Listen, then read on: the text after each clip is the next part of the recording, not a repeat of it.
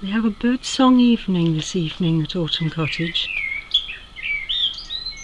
One particular blackbird is singing so beautifully right throughout these May evenings. So while I'm standing outside listening to it, I thought you may enjoy a stroll around Autumn Cottage garden with me. I'm standing on the patio at the moment, and you can see the old Victorian loo, which we'll take a closer look at as I pass. Just got 2 or 3 little plucks up there, a couple of green men.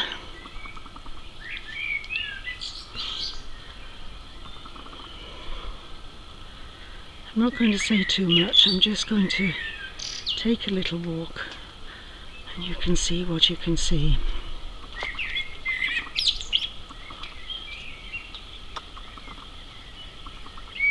This is where I've been doing a little bit of planting over the last few weeks. The warm and wet weather does mean that the plants are really starting to fill out well.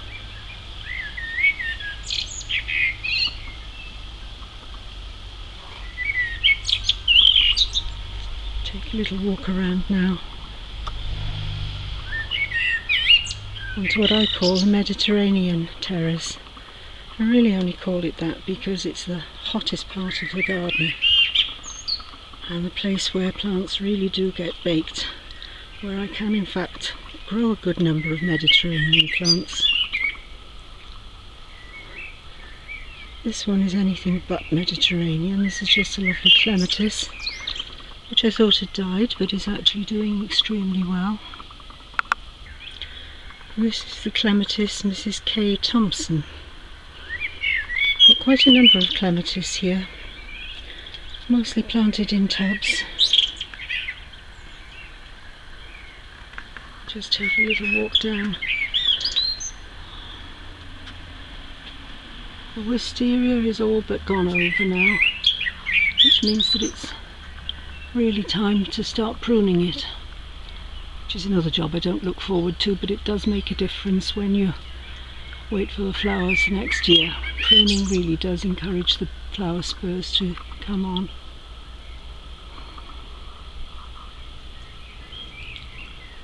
This is a lovely little corner down behind the Magnolia stellata, which is a lovely place to sit when the weather gets really hot. There's a bee just whizzing by and the last few wisteria flowers.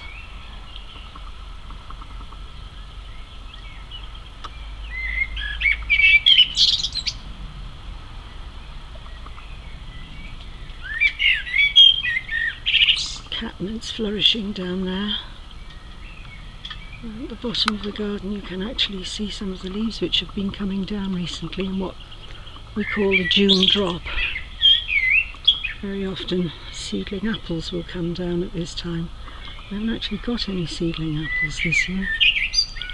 So let's go back. Lots of pots down there waiting to be filled.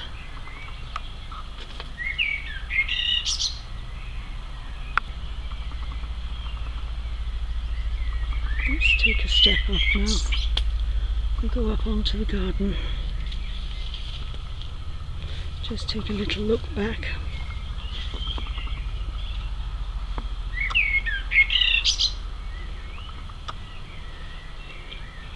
Seem to have a lesser spotted alec in the bushes, doing his homework with a beer by his side. We've also got some rather lovely horses in the field next door at the moment.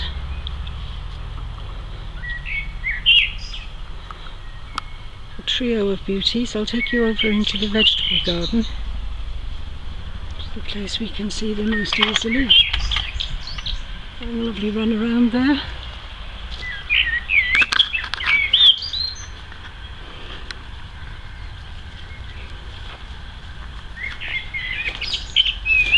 I've been planting in the veggie garden today, so we now have a box full of chard.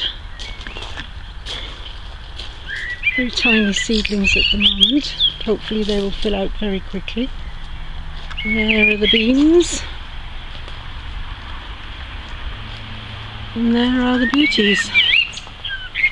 Some really lovely horses.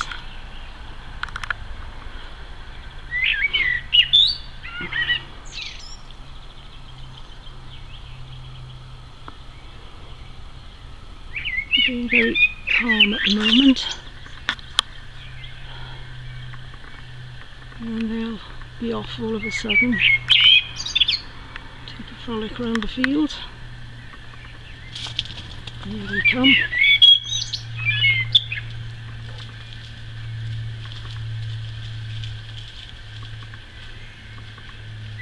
They're full of the joys.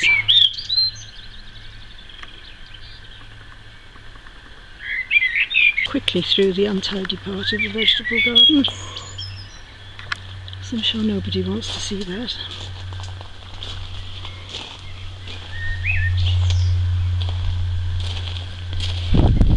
This is the little alpine trough that's now very overgrown. I think that might be a project for me when I'm not busy planting things. The sun's just breaking through underneath the clouds.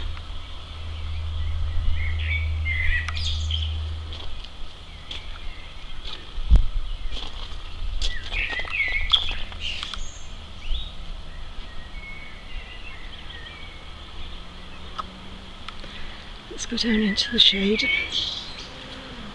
Just take a little look at what we call Alex's bed. That's been weeded out, and now we'll just let it thrive through the summer. And this variegated periwinkle will look very attractive.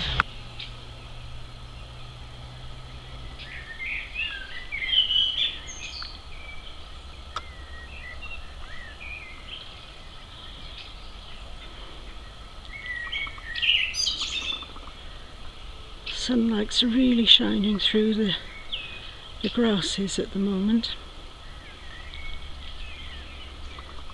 One of the main reasons that we plant this grass, Stipa gigantea, is because you do get the sunlight shining there through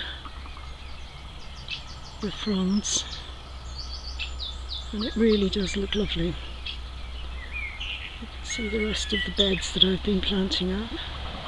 Just show you a little bit along here, looking surprisingly clean and tidy.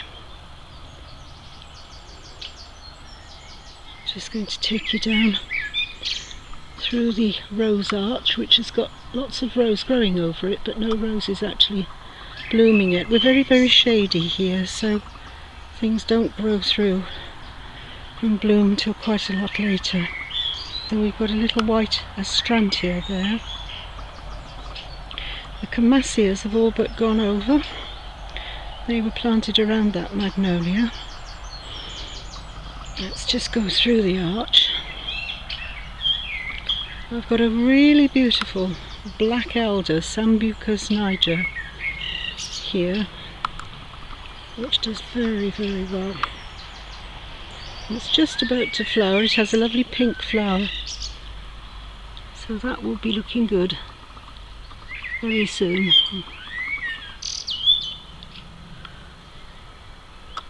This is a bed, another bed that I've been cleaning up and planting. I just recently planted up that terracotta urn over there in the corner, which gives a nice full stop to the flower bed. And we have Euphorbia cariacas on the end. And right in front of me, the most beautiful Philadelphus aurea, the golden Philadelphus, mock orange, which you can see but you can't smell, and the smell is, at this time of the evening, almost overpowering. It's absolutely gorgeous. I'll just take a little wander down under the honeysuckle arch. And this is the corner of the garden with the pond, the lower pond. Got some lovely big rhodesias there in the bog garden, and behind them my collection of acers standing on paving stones. and the place where I usually come to rest at the end of the day, down in the summer house. That sounds like a tractor going home.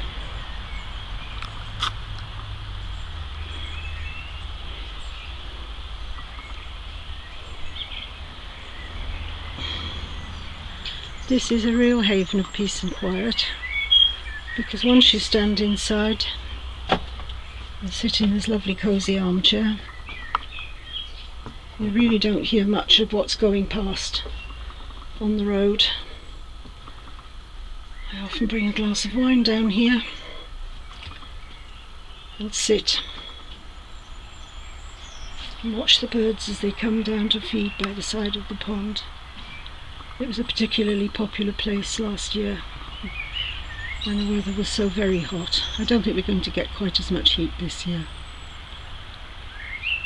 But this is where I'm going to say good night and goodbye to everybody. Have a lovely summer evening.